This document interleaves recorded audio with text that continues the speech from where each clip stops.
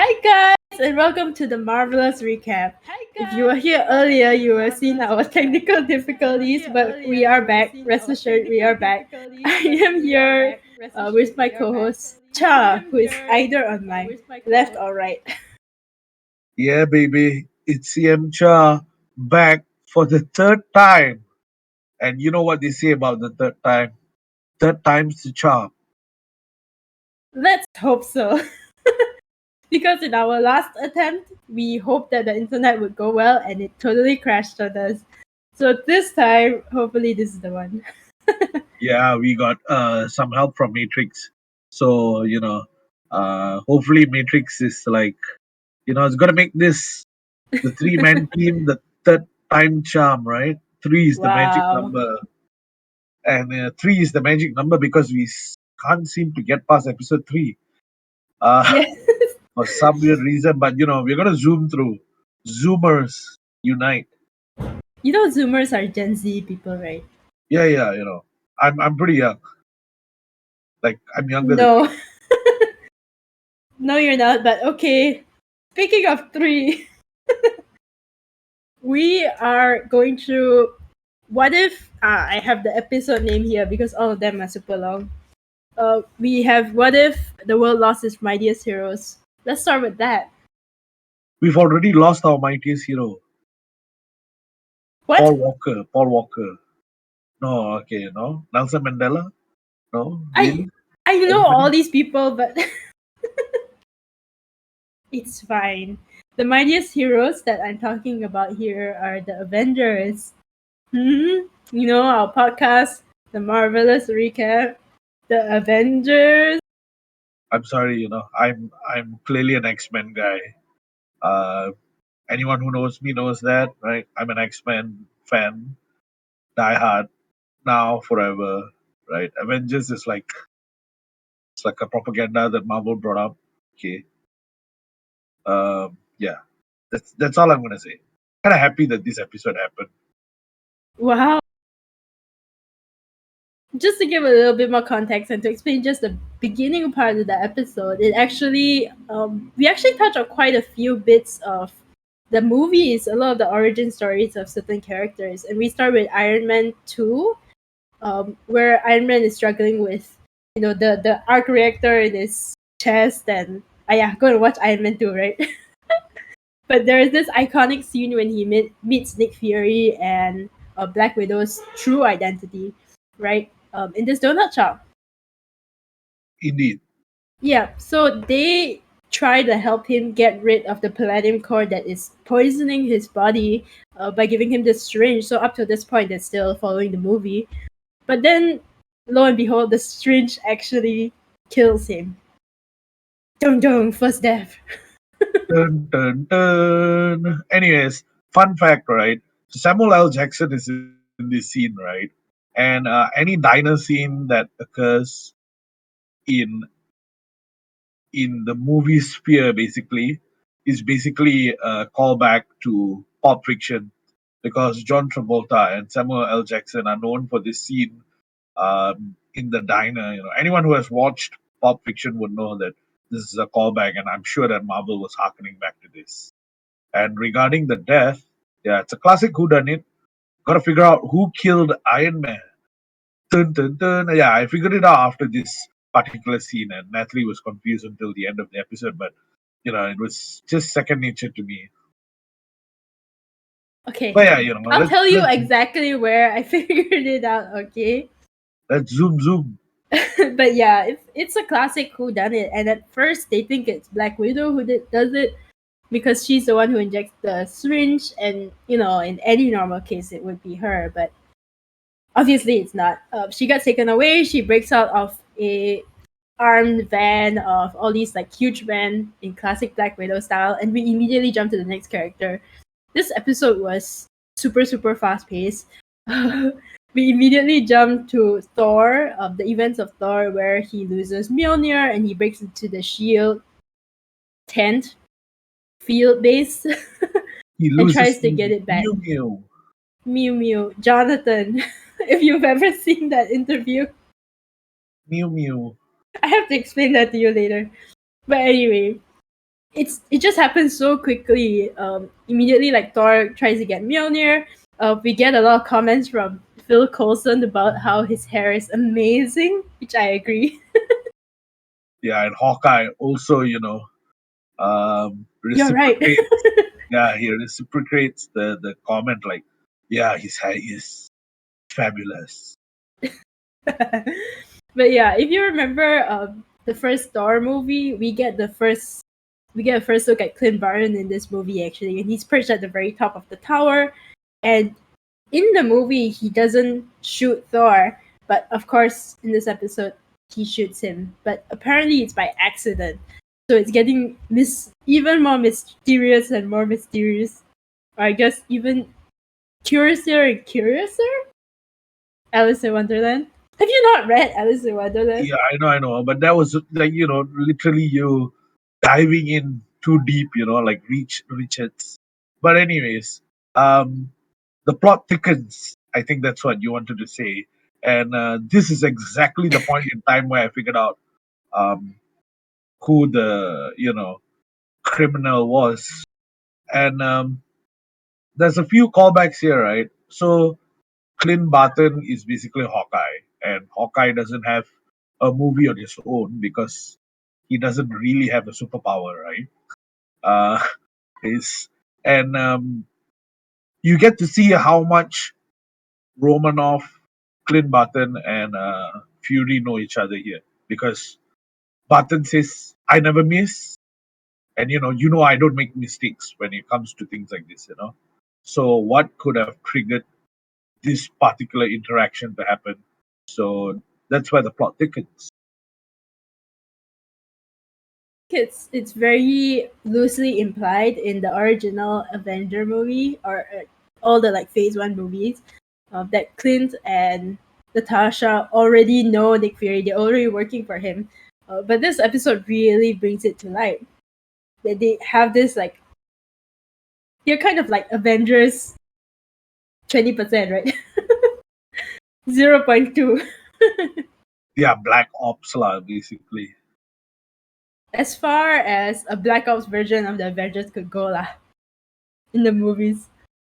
But anyway, like they capture Clint and they are thinking of like interrogating him, but immediately he's dead. So we in the span of like 5 minutes, we already have another two Avengers dead, which is just I think the important part here is that they took Clint into custody and he died in custody. And there yeah. was nobody, it was a closed room murder. Dun dun dun, the plot thickens. So okay, you say that you already knew who did it, and we'll get to that a bit later. But my initial theory was it was Loki. Because if you remember the first Thor movie, this is where Loki kind of projects himself, like hologram, whatever, into Thor's cell and talks to him, right? So I was Yeah, thinking it was something along those lines, but I was quickly disproved like 3 minutes later. Um, but I do want to point out, like, I really like Phil Coulson's character.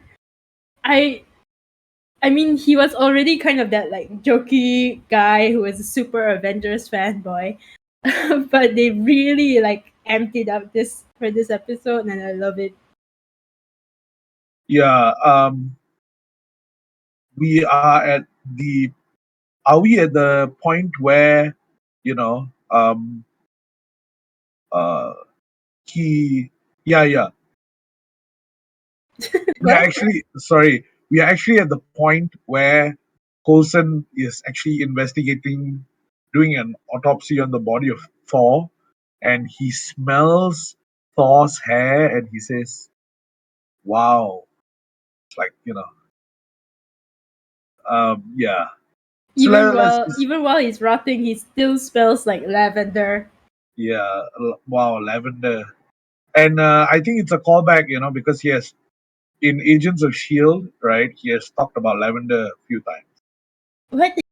Yeah, That's so yeah. random. So it is kind of connective. It is random, but yeah, it is connective. So you all know that Phil Coulson likes the smell of lavender. I do love the fact that he's exactly the kind of character that would be leaning over Thor's dead body to see what it smells like. Like, who knew? More like, who would have done that? Anyway, we quickly go to the next scene, which is when I realized who the culprit was. Anyway, but we actually meet a character from what I believe the Incredible Hulk, which is a movie that a lot of people haven't watched, although it's technically the MCU. It is the first MCU movie. I keep telling everyone, but nobody wants to believe me. I've watched it. Okay, And this is Marvel um, proving it canon. her name is Betty Ross, if I'm not mistaken. Yes, Yeah, and she is, I believe, the Hulk's sort of love interest in the movie, and they brought her back for this episode. yes, it is a tale of Beauty and the Beast, and there's a lot of callbacks to the Incredible Hulk. By the way, if you actually watched the movie, you will know that this scene is actually one for one with a lot of things that's going on, including the reference to the pizza cap, the pizza delivery cap. Yeah. That is actually what uh, Bruce Banner uses as his disguise when he goes out. So it's really nice that Marvel finally decided to tell everybody, dude, you got to watch the Incredible Hulk because I feel like it's one of the best Marvel movies yet. And this is also the first time, technically, that Mark Ruffalo is in this quote unquote movie. I don't like Ruffalo in this role. I prefer Ed Norton like 100%. I have to say, though, we do get quite a large majority of the original cast voicing characters in What If. But Mark Ruffalo is probably the first one that really, really sounds like him. That's because he can't afford to sound like anyone else, right? He has that Well, goofy, doofusy voice that is so I liked it. unmistakable. But anyway, this scene is actually where Natasha goes to. She goes to Dr. Ross to find out what is actually in the syringe, and they find out key clue here, that there was a very, very tiny projectile that was shot out of the syringe. And this is the point where I knew what it was. And I think most people figured it out in this scene. But it was really cool to see Bruce Banner in this foreign scene. I think for a lot of people, this research lab and just everything. And of course, we get that scene immediately after where Black Widow gets tracked down and somebody shoots the Hulk. Oh, mistake. And he turns into the Hulk. And here's where it gets kind of gross because in comparison to the way all the other characters died, the Hulk actually implodes, which I guess is the only way to kill the Hulk. But come on, ugh. Yeah, I mean, if you're not mixing in comic book law with what the MCU is, the Hulk's skin is impenetrable unless you use adamantium, right? Which means that if he has an injury, um, it is very difficult, like to treat him. Like if the injury is internal. So I mean, the only time that I knew that there was something lodged into the Hulk's left arm, I think, and the only way that they could actually get it out was through going to Doctor Doom, where he actually had a giant. Yeah, I think it had like the force of 40 tons or something, and it was made out of a giant adamantium blade, which sawed open his arm, right? Pretty much like how a scalpel will open your arm, right? He had to use like a precision adamantium blade to cut open to remove what that was lodged into Banner's arms. But Oh man. yeah, the Hulk skin is impenetrable. So comic law wise, the MCU doesn't really tally, but the Hulk is like Hawkeye. They have relegated him to like totally uselessness. Yeah, sadly. So some of the fun facts here is that you get to see General Thunderbolt Ross, which is Mm. exactly what happens by the way 1 to 1. And just so you know, fun fact: Bruce Banner is the Green Hulk, right? His cousin is She Hulk, Yeah, the okay, lawyer. yes, Jennifer Walters, and General Thunderbolt Ross is the Red Hulk. Yes, that's just fun Of facts like, for all of you. this is kind of like really straightforward, like color color symbolism, right? Yeah, technically, because Bruce Banner has several personalities. So there is a Grey Hulk, by the way. He's Uh, like what, morally gray. it's true.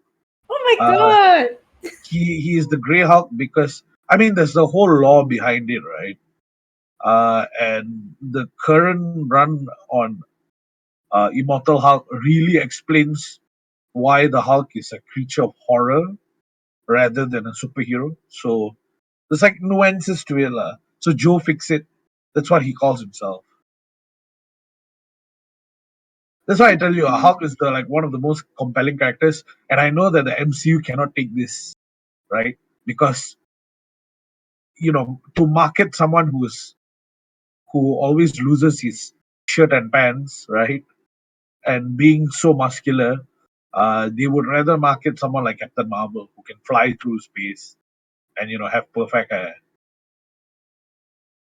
I actually hope that some of the more animated or maybe spin-off series will be able to focus on the Hulk a little bit more because it's such a wasted opportunity. I would love to know more about the Hulk. I think a lot of people like Mark Ruffalo. So anyway, it's sad. He dies here. He And explodes. he implodes. Oh yeah, he implodes. Yeah, that's true. And right now we are down to one Avenger left, which is Natasha, right? Yeah. Well, there's also Captain Carter technically, but we don't know what happens to her. Um, the remaining Avengers, I think it's just Natasha left. But at the same time, we also get Loki coming down to Earth to avenge his brother Thor, who died at the hands of the humans. And we get to see a couple of familiar faces, which I love. We get to see Sif. Yes, Lady C. Yeah, and Loki leading all of the Asgardian army, which is cool. And it's interesting. I wonder if there will be a separate Loki episode to kind of delve into how things have changed on Asgard. I would have loved that, but he basically comes down. Nick Fury tries to negotiate a deal with him, and they actually manage to, surprisingly. But a Yeah. lot we don't exactly know what the deal is. A lot of it is kept in the dark. At the same time, we flip back to Natasha, who is trying to figure out what is actually going on. And we get this funny bit where she's asking Phil Coulson for his password, and it's like Steve, Steve, Steve, Steve. I love Steve, and then his birthday.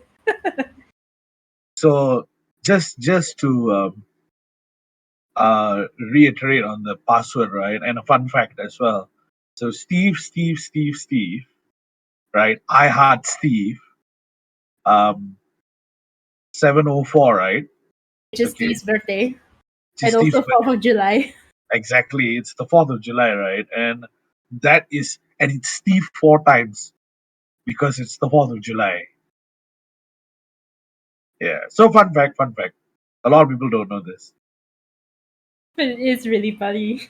I love that they hinted at that because I think that's one of the best parts of the Avengers movie too.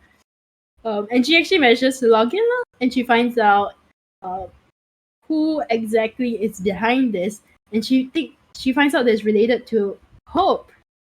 So if you don't remember, Hope is uh, Hope Hank Van Dyne. Pym's Hank Pym's daughter. And in this universe, apparently she's a Shield agent, and somebody has been using her account to log into the database, which is really strange because apparently she's dead. Not part of this episode, but long dead. Deceased. Yes. Yes. And there's this we get this amazing phone call. I have to say I love this trope where Black Widow just calls Nick Fury and she's like, "Hope, it's all about hope." And he's like, what?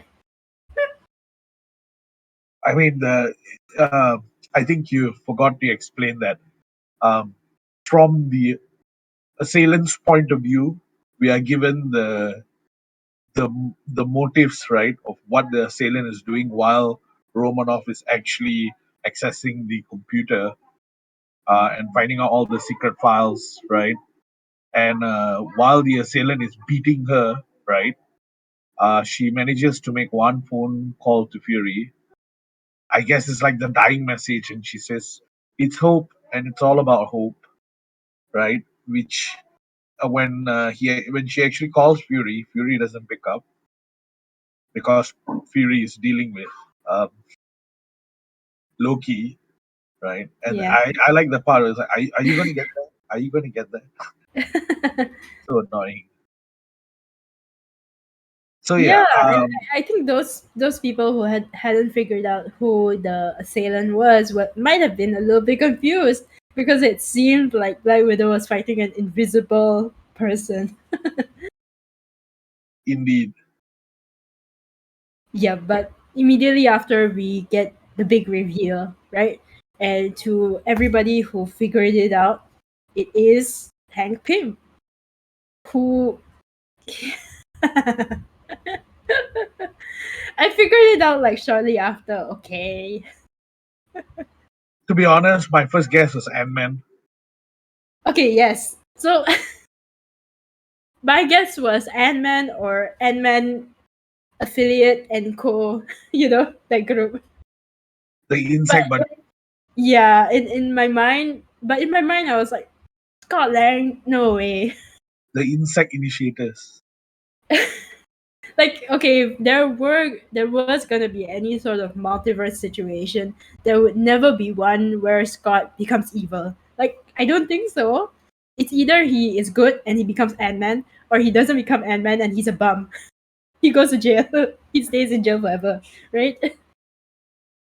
I think so. The reason why I automatically knew this is because if you're using a stinger, it's could only be either Ant-Man or Yellow Jacket, right? Which is the alter ego of the Wasp, right? Yeah. So Wasp is yeah. So Yellow Jacket, and Yellow Jacket basically is the leader of Masters of Evil, which is another coalition which goes. So the Masters of Evil is basically like the Sinister Six, right? And Thunderbolts are also a villains initiative. It's just all these B grade villains put together, right?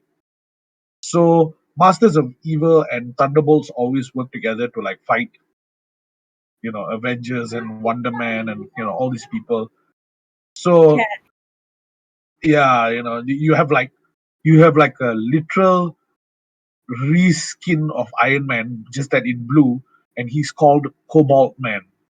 Like cobalt, the element, cobalt blue, right? It's called Cobalt Man. There's a lot like, you have the Wrecking Crew, you have Drill Claw, you have Claw. There's like a lot of villains that ultimately they're D-rated. These guys are like, you mop the floor with them, and somehow Yellow Jacket is like one of the guys who made it through. But yeah, I think more commonly people might recognize Yellow Jacket from the very first Ant-Man movie, where Hank isn't actually Yellow Jacket. In the first movie, God, I can't remember his name. His like business rival, his mentee, gone rogue, is Yellow Jacket in that movie, and they have this amazing fight scene on the train. If that triggers anything, but in this universe, it seems like Hank really takes that evil path and he becomes Yellow Jacket instead. And so they have this final showdown, Nick Fury and Yellow Jacket in the cemetery next to Hope's oh my gosh, what it's called? Gravestone. Yes. Tombstone. Tombstone. Sorry, everybody in my family is like cremated. But Yeah, yeah. I think who you're talking about is for Yellow Jacket in the MCU, I think it's Darren Cross. I think so. I mean, Yes, he technically is Ant-Man's like worst, rival. yeah, worst enemy, but yeah, it's a funny rivalry to say the least. But yeah, so finally we get to see Hank's motive, which is to avenge Hope's death. So we don't exactly know how she died, but we know that it was one of Shield's missions. Yeah, so he's here to beat up Nick Fury for revenge purposes. And we get this like surprisingly agile Nick Fury, and it's it's explained maybe like a minute later that actually Loki and Nick Fury have teamed up to defeat Yellow Jacket. Yeah, I was kind of like wondering, how does this black guy with one eye, right, move so nimbly and have like superpowers he's not supposed to have, He and doesn't it's not have like any super. he's black, so He's Samuel L. Jackson. yeah, that's the superpower. Okay, Yeah, but the moment I saw all the duplicates, it's 100% Loki, right? It's a Loki trademark move. So lo and behold, Loki appears. They defeat that Yellow Jacket, and then we get a sequence of like epilogue events, where presumably Loki takes Yellow Jacket to be punished in Asgard? Question mark. It's not entirely clear, but we also get the scene where Loki and Nick Fury strike a final deal. And we get a press conference where Loki is announcing that he is now the ruler of Midgard, which is Earth. strange. Midgard is Earth. Yeah. I know what Midgard is. Earth lah, yeah. But I honestly, this seems like a bit of a leap to me. But I suppose it has to do with the fact that he didn't come down to Earth as a villain, and he gained Nick Fury's trust. So Nick Fury thinks that it's best to have somebody watching after Earth, and that's why Loki's there. I have no idea. What did you think about this scene? Yeah, I had like a weird notion that Loki is probably um, the real perpetrator behind it. I'm sure because they didn't explain why Hope died. They just said that she disappeared during a mission she was doing for Shield, and that in itself ties into like a lot of possibilities, right?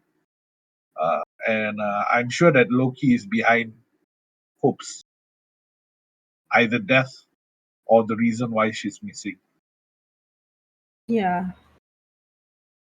all to get to this point. I really hope that they explain it a little bit more in the next few episodes. Uh, because this part is just perplexing. But I guess at least we know, right? Loki does rule Midgard in this universe. He doesn't manage to in the main MCU. Yep, that's true. Yeah, and then after, and we also get this really sad scene with Nick Fury and Phil Coulson, and they're standing next to a line of all of the Avengers coffins, and it's just like, wow. We know they died, but this scene is really sitting home. Just to add another fun fact, across all the coffins there's logos, Yeah. right?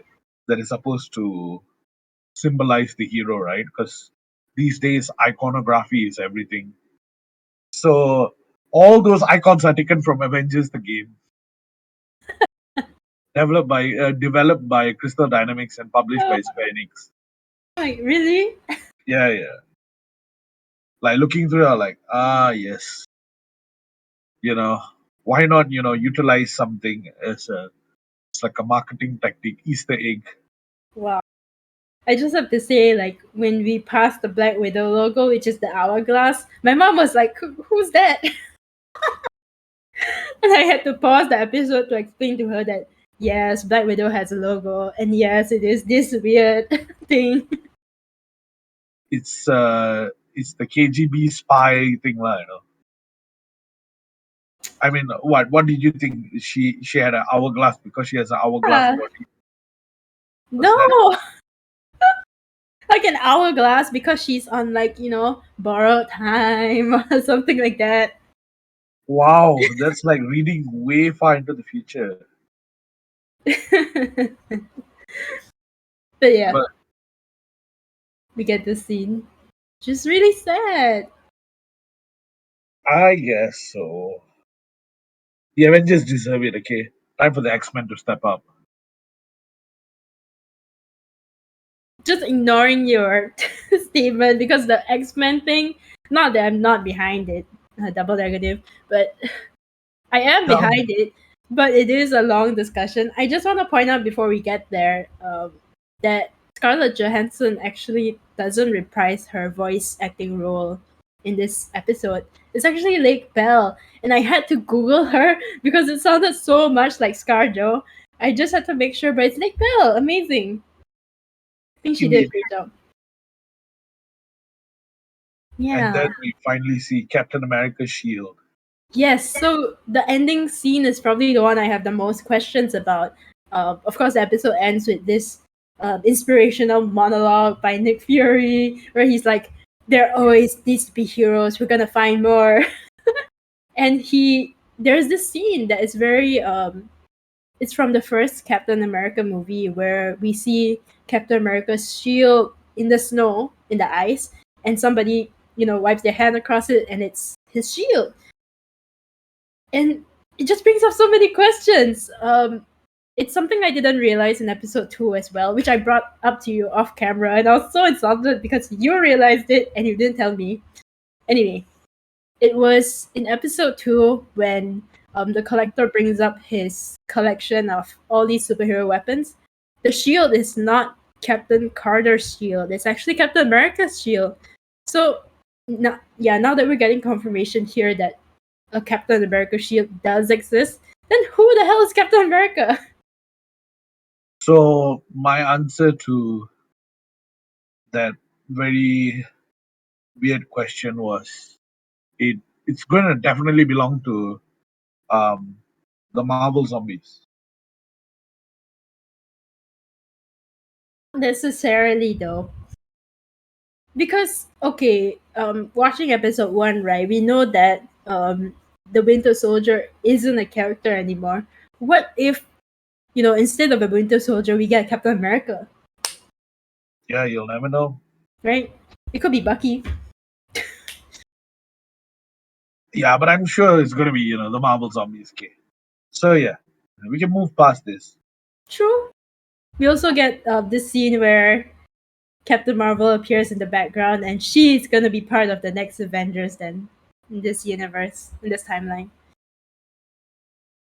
Very cool. Although you might disagree, very Yeah, cool. I only know one Captain Marvel, right? And it is not Carol Danvers. The Oh first God, one. yeah, Jen is well.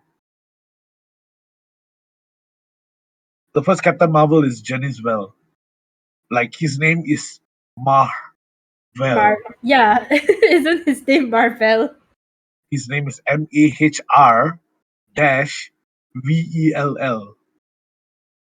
Because Like, he's an so many English writers, right? American writers, or especially Marvel writers, whenever they want to make a name sound like more exotic, they just throw in a H there.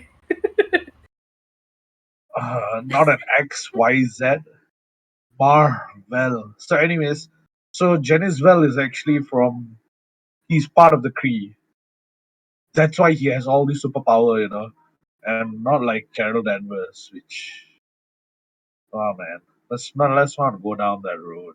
Anyway, it'll be exciting to see whether Carol Danvers. It seems like it's pretty clear that she's going to appear again in one of the future episodes, and she's gonna be part of this main Avenger squad that Nick Fury is gonna assemble again. I have a theory about that. It's not going to be Nick Fury, but we'll get to that because we are going into the best episodes so far, right? Yes. My Okay. homeboy, right? When did he become your homeboy?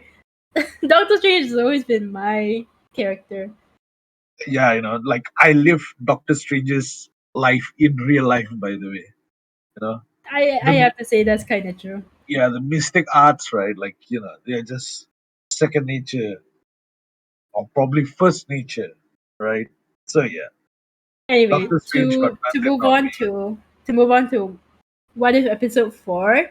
The question here is, what if Doctor Strange lost his heart instead of his hands? Like the moment I heard this question, I was like suddenly it went so dark and so deep, so Yeah, hard. we totally had different, like reactions. Like when I heard about that, like when he lost his hands and not his heart, I'm like thinking, yeah, but he's heartless anyway. Like, it's not gonna do anything. God Clearly, we realized that apparently he does have a heart. Okay. would. Anyway, I think this is the first episode in the season that really shows what if getting serious. Like they've already introduced a concept. They started with like familiar movie scenes and everything. And episode 4 just ramps it up like 2 times, 3 times. Yeah, they Insane. weren't being lazy. And it's one of the, I guess, besides episode 2, episode 4 is the other one that really deviates from the movies quite a bit. We do see some scenes from the movies, but technically the episode takes place majority after Doctor Strange 1. So it's kind of like 1.5. Anyway, Yeah, that's true. it also begins in an alternate universe where Doctor Strange, Stephen Strange, actually manages to date Christine, which is something he doesn't manage to do in Doctor Strange 1 on account of him being an absolute asshole. But somehow she But like gives is him a it? chance. But is it worth it? They are like they seem to be dating in this universe. And the episode starts with him bringing her on a date. Simple enough. And I just have to mention that this episode features all of the original actors. Kind of insane. We get Benedict Cumberbatch, Rachel McAdams. We got Tilda Swinton, Benedict Wong. Kind of insane. He's Benedict Wong is amazing. He says like 7 words, like during the entire movie and also this episode, but it's still so cool. He's a funny character. Like, Yeah, he's the balance to Doctor Strange, like chaos. oh man. Yep. Go Anyway, on. this first part of the episode really sets up the premise of the rest of the episode because they're driving to their date, but due to irresponsible driving, which is kind of the same as the first movie, where he gets into a car accident because he's texting while driving, and in this case, he's trying to like drive to the other lane, and the car crashes into him. So I guess that's one constant. They get into this car accident, and Steven survives, but Christine doesn't. So sad. Yeah. And immediately the episode takes a completely different twist. So instead of him losing his hands and going to study the mystic arts, Christine dies. They do a funeral. He is unable to go on, and he goes and studies the mystic arts to see if there's a way to bring her back. So sad. So so either way, right? He turns to the mystic arts. Yeah. See, that there's a huge twist to it. But Can I'm you, not gonna say anything. Go on. can you imagine how less dramatic the episode would have been if it was, what if Doctor Strange lost his legs instead of his hands? I I reckon he'd have a hard time going to the toilet. Wow. But anyway, we get like a quick montage of what happens in the movies. He basically becomes Sorcerer Supreme. Eh. And then we fast forward to the future after the events of the first movie, and he's holding the Eye of Agamotto and staring out, like, in a typical sad music video scene where he's like, it's raining, and he's pondering what could have been. And there's only one question going through his mind. What if he could go back and change what happened? And here's where it starts to get interesting, right? The episode, uh, Wong's character, his name is Wong, right? Yeah, Yeah, comes up to yeah. him and says, you better come and join me for a cup of tea before you do something reckless. And true to Doctor Strange character, he does something reckless and he goes back in time. And I would say this is probably the most boring part of the episode, although the episode in general was good. But we've seen this trope a million times, where a character goes back into the past, tries to change something, realizes that something happens regardless of when, and we get like 5 minutes of Doctor Strange's attempts. He tries to take a different route. They still die in a car crash. She still dies in a car crash. He tries to drive safer. She still dies in the car crash. Even if they walk, she still dies. If they go to a pizza place, she gets shot. Like there's no way to get out of this. And he quickly realizes that he needs to do something more. Do you disagree with me that it's not a boring part of the episode? Yeah, of course. I think this really drove home the point of despair, because I feel that without this scene, right, everyone who's watching would probably say, "Aya, you got the eye of Agamotoma. Just travel back in time. You can do whatever you want because, you know, time travel. It fixes everything, right?" So here's where the rules come into play. That even the medallion, even the time stone, right, has rules that it cannot break, like nexus beings and absolute points in time. Yep, So no matter what it is, right, before the audience will never understand what this is unless they go through the despair of seeing it, right? That true. whatever that he tries to do, right, it will be futile in nature.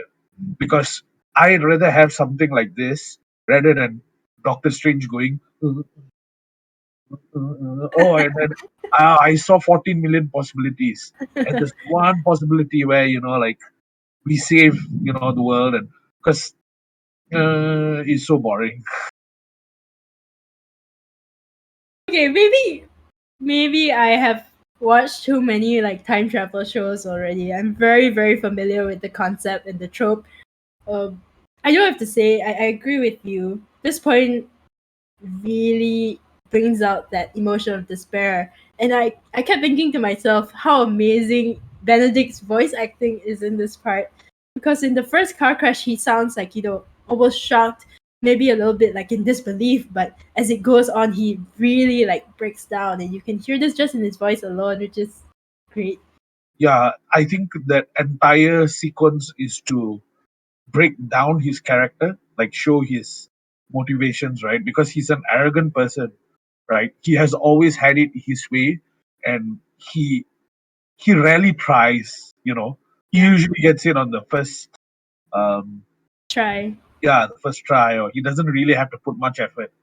But he went through so much of effort, right? He traveled back in time so many times, thought of so many things, and yet it's futile, right? So he has never faced failure like this before. So that's where, character development comes in.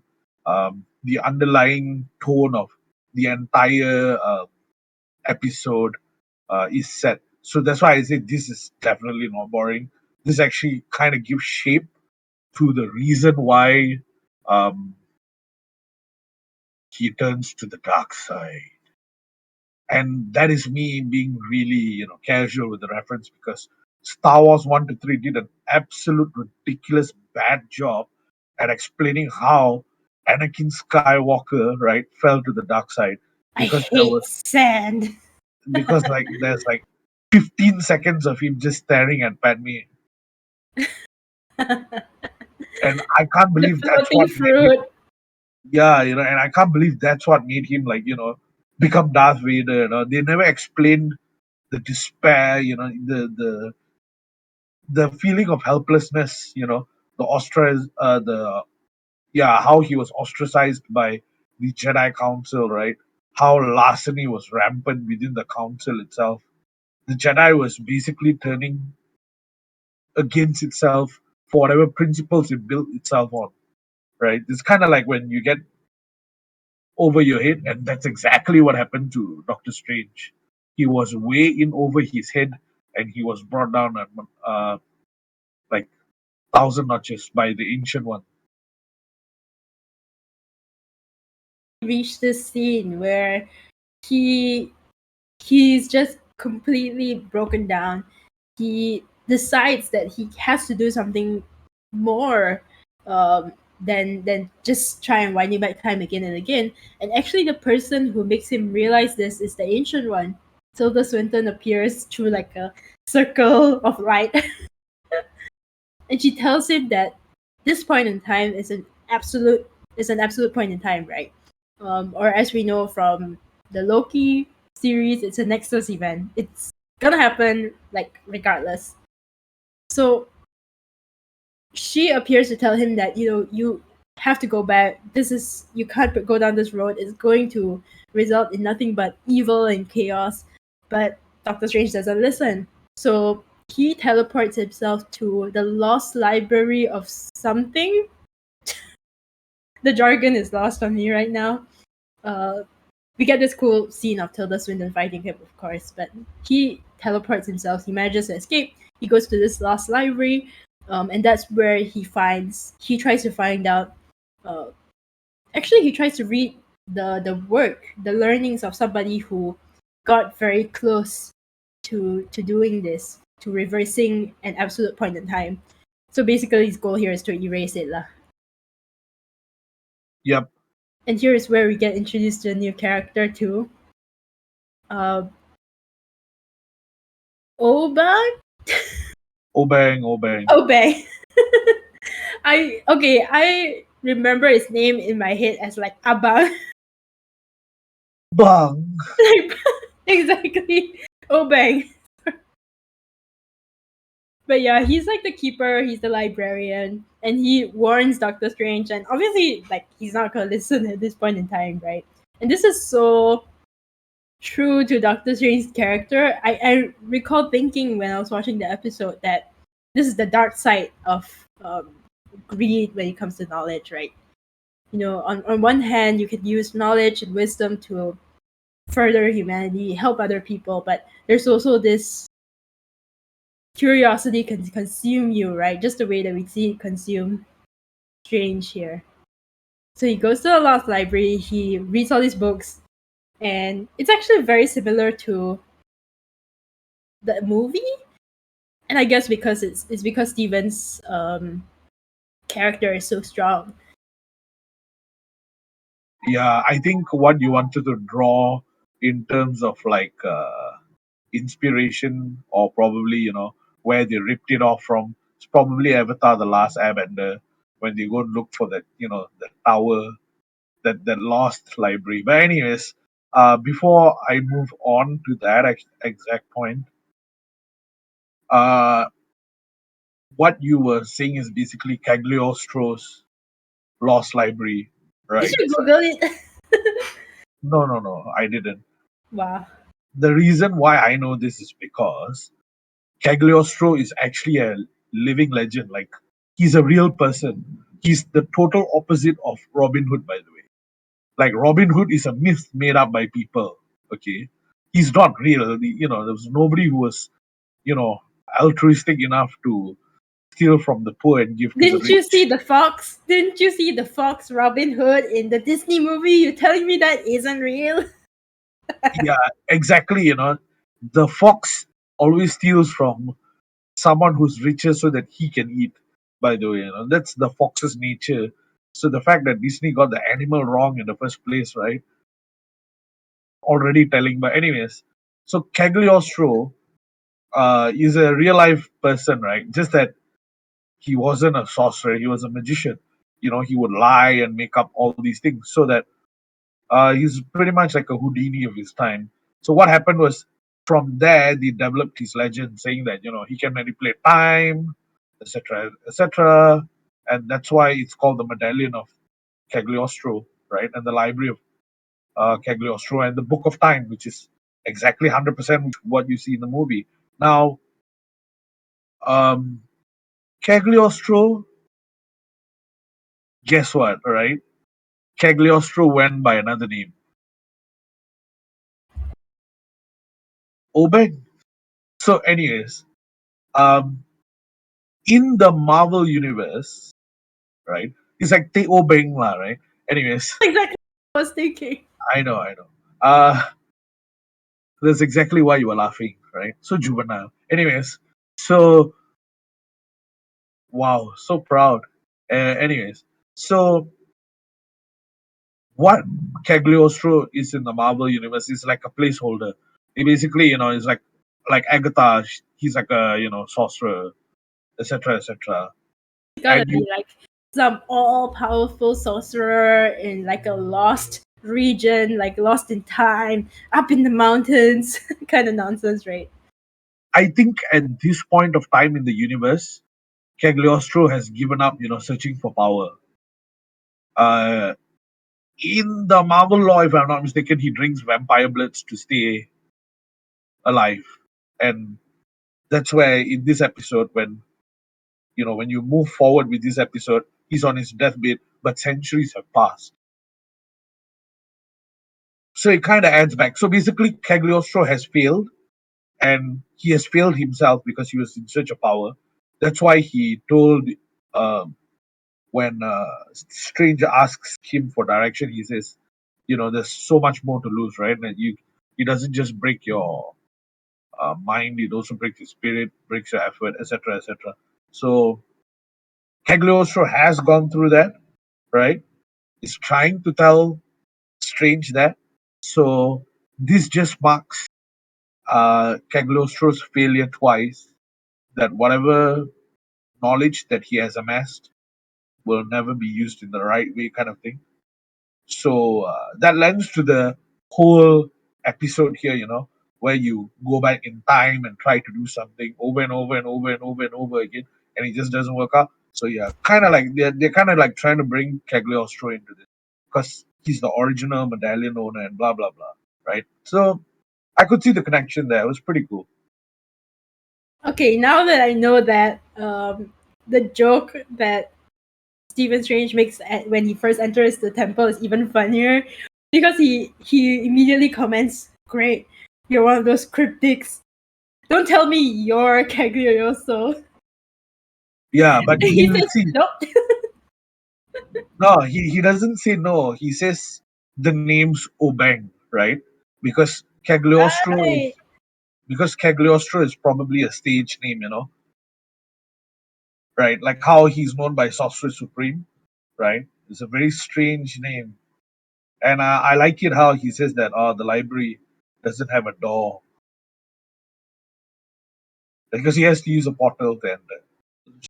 That's kind of funny to me. And I just want to bring up that scene in the beginning where there's all these runes, aka traps, lah, right? That are surrounding Doctor Strange, and we all thought, like watching the trailer of the series, that it was gonna be like some big thing, but it only took like a minute of the episode, and he Yeah, literally dispelled them so quickly and just went on his way. This is typical Marvel trailer editing for you, I guess. indeed. Anyway, we get this very typical Stephen Strange kind of montage after this, where he is trying to test the boundaries of what he can do in a very scientific way, I have to mention. uh, he first experiments, he finds the right books, he experiments with like varying degrees of power just to see what he can take in, uh, and he fails as well, which is very accurate to a scientist. He gets beat up by an octopus, which is it the same creature from episode 1?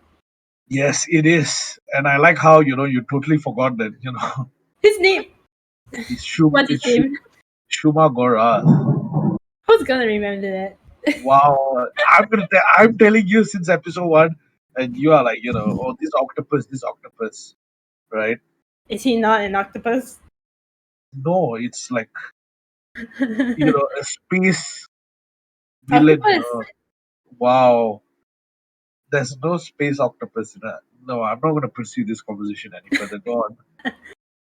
But yeah, he realizes that he can't take in so much mystic power at once, and in typical like Stephen Strange fashion, he like just ignores all the warnings that Obang gives him along the way, and he spends centuries in there just trying to like absorb different creatures' powers, starting from like really small lawn gnomes to really big like goats and other creatures, lions and tigers and everything.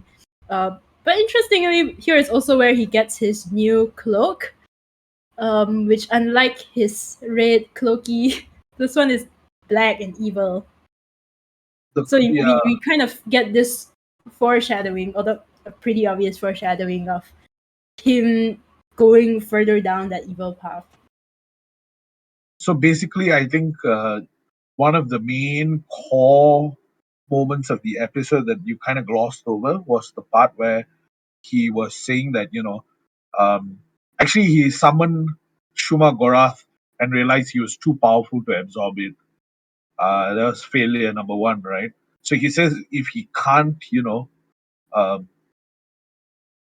can't forcefully change it, he will just absorb it. So he Mm, says that he's going to make everything obey him, right? Through power.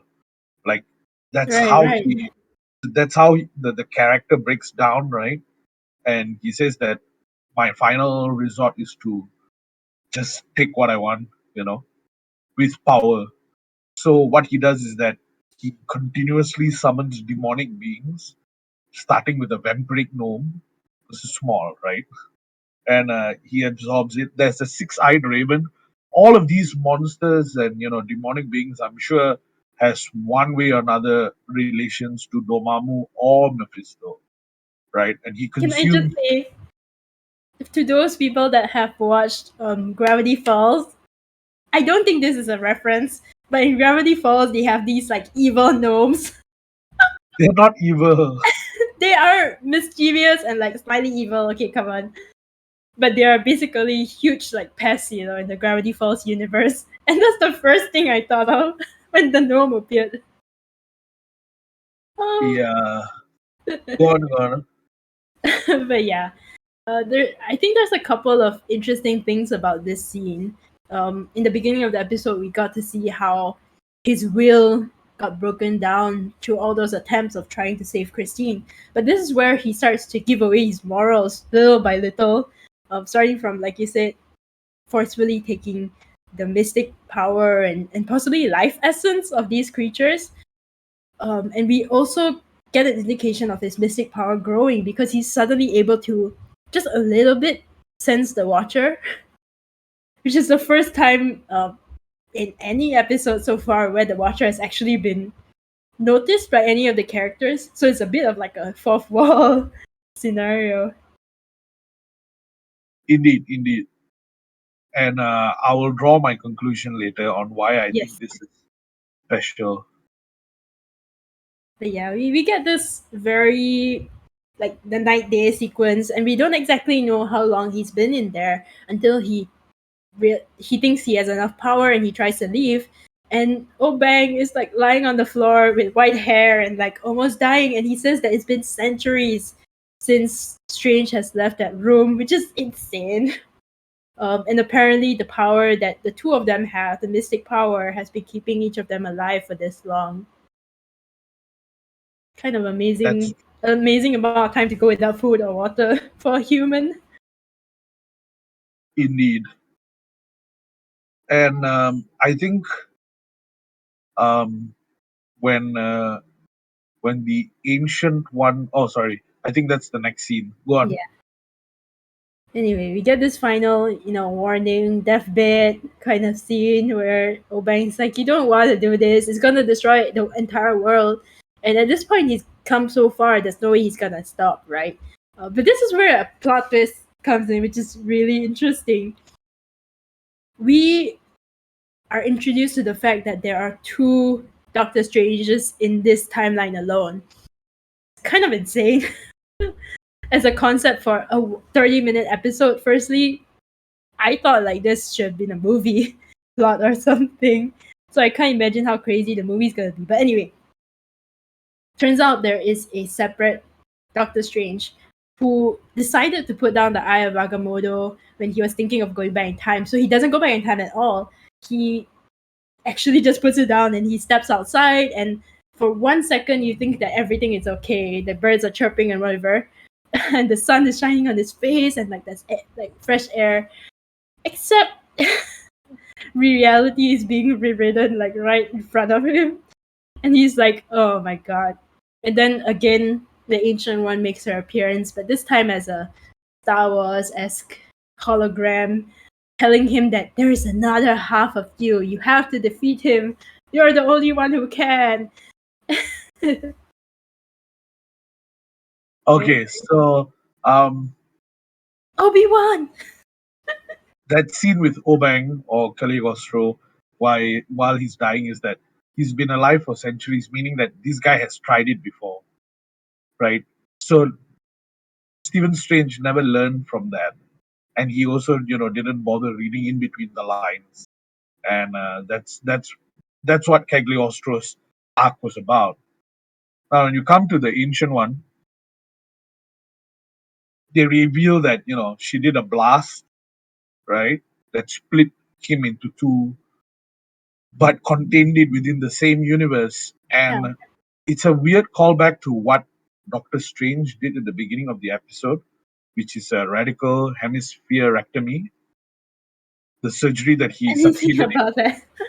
Actually. Yeah. So what a radical hemispherectomy is a very rare disease, right? Where your brain is split into two.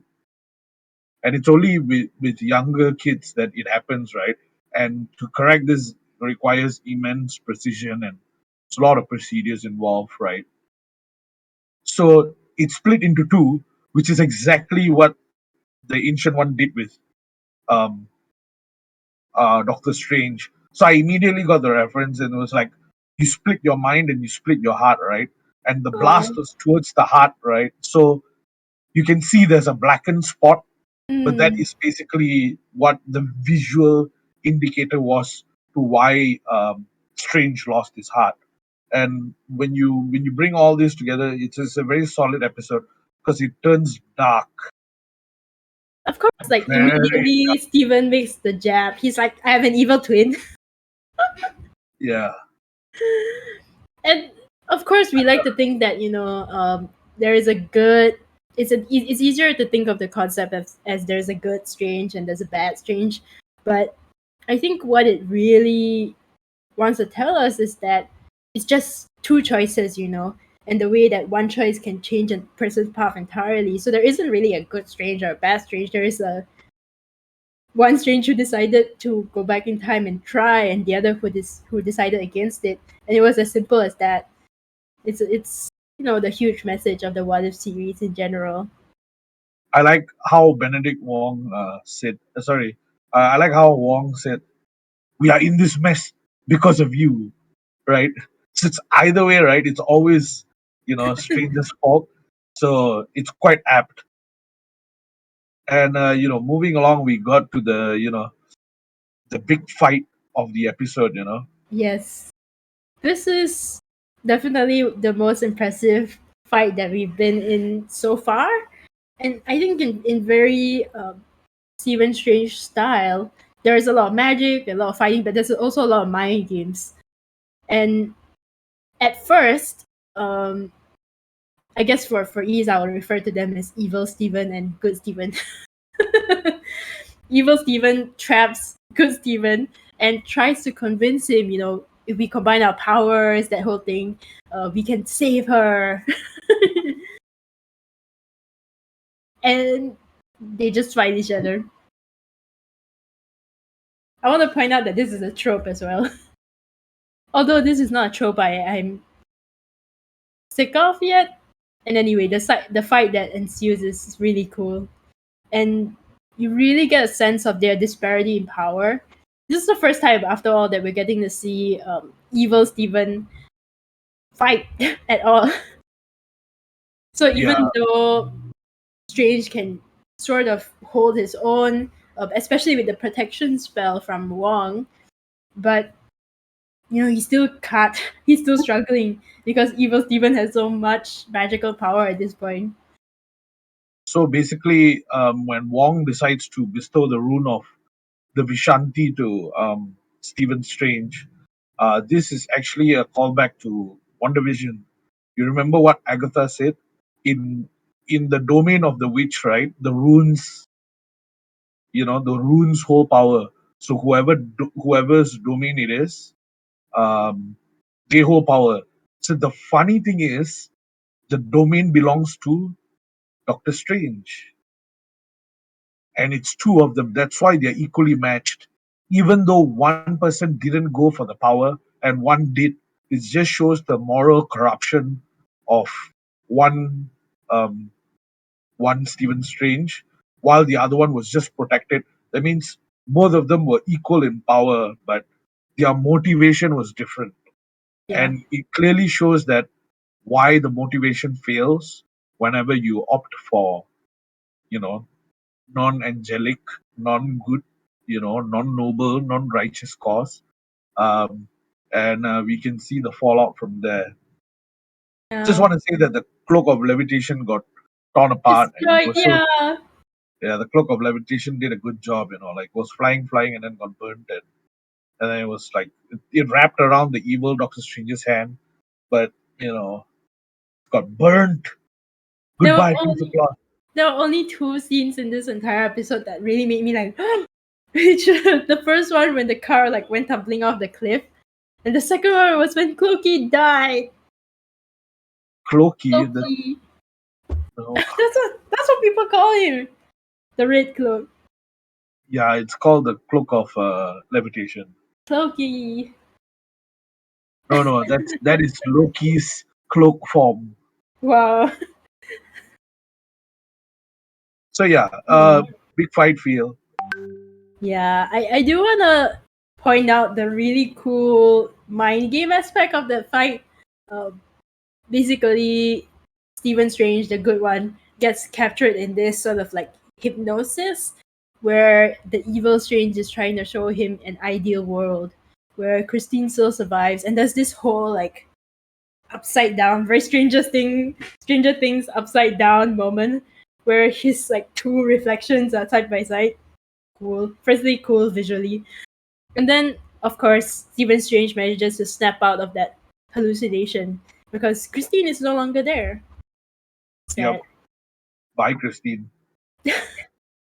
But in a strange twist, no pun intended, our good Steven still fails. He still gets defeated. He gets absorbed, actually, right? And then evil Steven manages to achieve his final form. And we get to see him bring back Christine in his beastly monster form, which is just horrifying. He has like all these eyes, and his eyes are like glowing gold, and he has like monster arms and monster physique and wings and like talons and ugh. Tentacles. Yeah. And Christine is freaked out, like clearly. Like, did he not think that this was gonna happen? Like, of Yeah, course Christine is freaked out. of course. So like this is like a direct contradiction to Disney, right? When Belle kissed the beast, right? Ain't gonna happen, bro. Belle is never gonna exist. Belle is gonna run away. You Yep. know, when Disney decided to do Beauty and the Beast, right? They kind of just made him a giant furry. They didn't make him a monster, a beast, like a real beast, Yeah. right?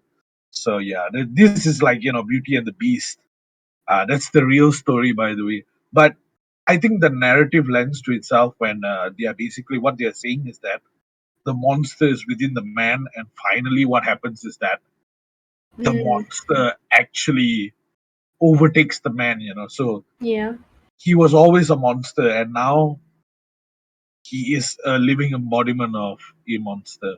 So that narrative kind of like came towards the end, but the darkest Very part is nice. but the Very darkest part nice. is yet to come. Yes. I was gonna say, it's almost a very Jekyll and Hyde kind of situation. It's very cool. I think what's so powerful of this scene when he realizes that Christine is afraid of him, uh, it's a typical kind of villain path a lot of movies take, where they become so consumed in their journey, and at the end of it, they lose sight of what they intended to do. They don't take into account how circumstances have changed. What would happen if he showed up like looking like this? This seems like such a basic thing, but to him, he's so consumed by the idea of just reviving Christine that he doesn't even think of what's gonna happen next. Yeah, man. Shout out to my boy, Arthas Menethil from Warcraft 3. I know this is your story, right? Like, Arthas Menethil is Anakin Skywalker told the story told right. Um, Someone who was a paladin who wanted to protect his people, and finally he decided that he would do anything to protect the people, including kill them. So that twist, right? It happens slowly over time, and there was a perfect explanation. Whereas Anakin Skywalker just became Darth Vader, by wearing a helmet and losing an arm and shouting at Obi-Wan. But what happens here in Doctor Stephen Strange's domain is that, um, yeah, he's broken. Yeah. At the end of it all, he's broken. And I'm just gonna jump into the next scene, 'cause we're running out Wait, of time. Okay, wait, go on. wait, wait. So don't steal my host position away from me. I had a perfect segue set up and everything. Go on, go on. I was gonna say Reach, Richards. that the other basic thing that he forgot to take into account is the fact that once you revive Christine, she is technically part of the world as well. So when the world gets destroyed, she along with it would be destroyed as well. And this is when we get arguably like the coolest scene in the episode, or even in like all the episodes so far. Uh, Coolest. yeah, Go on. coolest. Okay, Where go on. most cool, where he reaches out to the Watcher and he says, "I know you're there. Uh, please, you have to interfere and help me." But of course, this is where the Watcher tells him that as much as I want to, I can't. I can't interfere. I can only watch and tell our audience what's happening, and but I can't change anything. This is a result of your actions. As much as I want to change it, I can't. Yeah, and it ends. Are you gonna talk about the ending? It Okay. ends.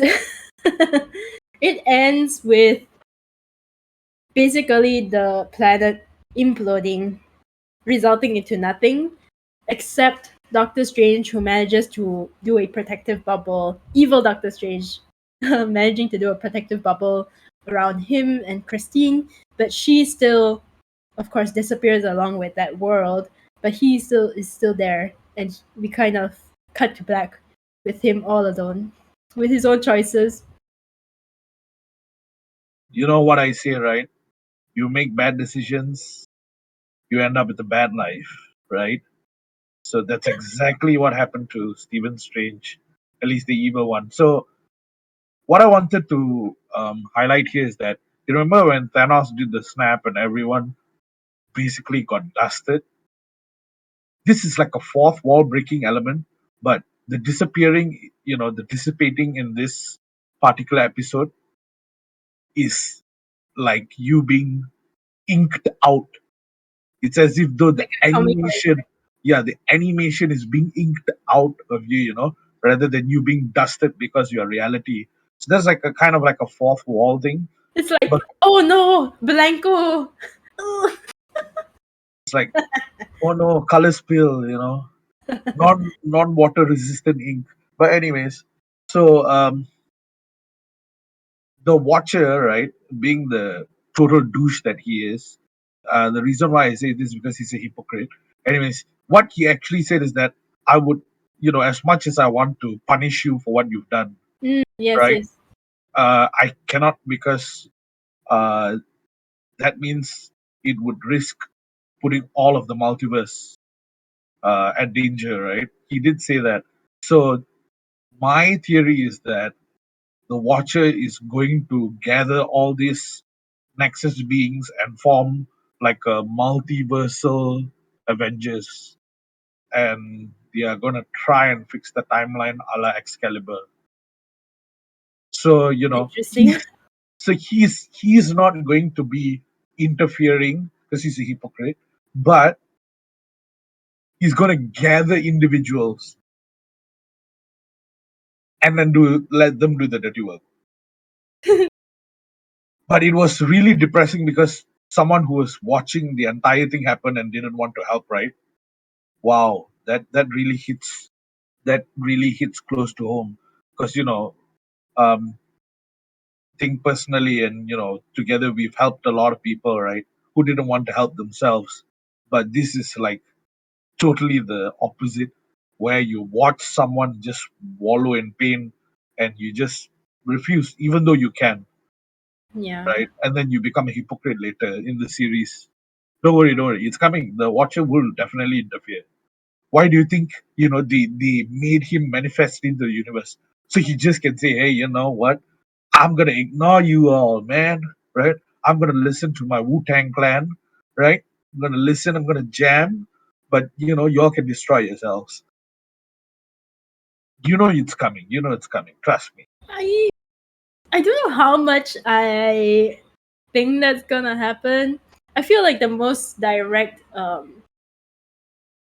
understanding interpretation that everybody would jump to is that he kind of acts as a timekeeper, a la like Kang the Conqueror at the end of Loki, where he needs to make sure that the multiverse is maintained so that certain events can happen, etc. But I know that pondering on this question is a little hard right now because there is just so many moving elements. We don't even know if all of them are happening in the same timeline.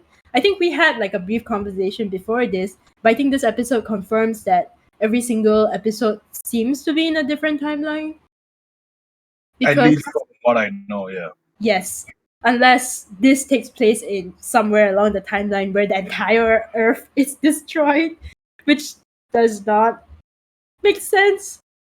So it does seem that it will be separate timelines. But other than that, there's very little that we can conclude about the overall story. Yes, indeed. Um, so I guess that is my take on this episode. I feel like so far this is the best one.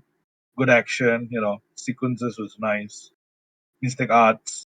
I just felt that it didn't have as much Easter eggs or like references to draw upon.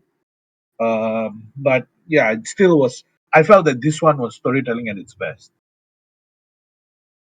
It just makes me really excited for the Doctor Strange movie. Multiverse of Madness is one of the most hyped movies for me, and I think this one gives a good example of where it could go. But considering that they've already covered this whole trying to reverse the past, evil twin, all this stuff in this episode, I'm just wondering how crazy the movie is gonna go. Well, I'm going to leave all speculations, to to speculate. Not going to say anything right about now. Yeah, but probably in the next episode we can talk about um, Spider-Man No Way Yes. Home. Um. So Not, there's a couple of yeah, not this episode, right? Like but you can clearly see like all the connections happening. So yes. I think there's a couple of things that we can talk about coming up actually. Shang-Chi just released 2 days ago.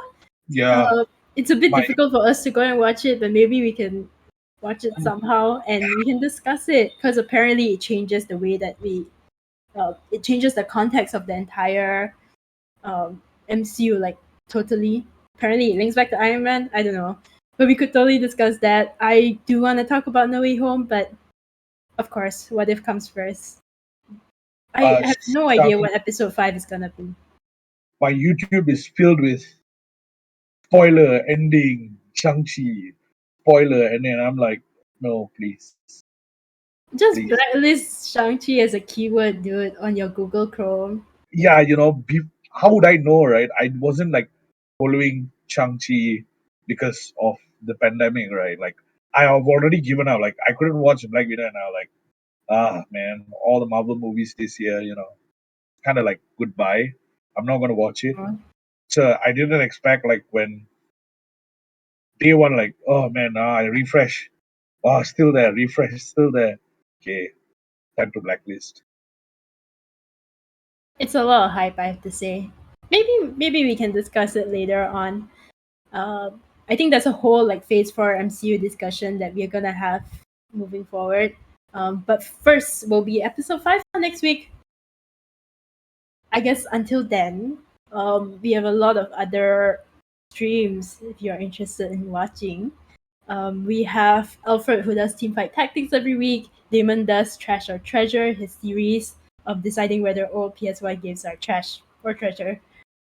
I We think he have, hasn't found a treasure yet, or did oh he? my, Tune in to find out.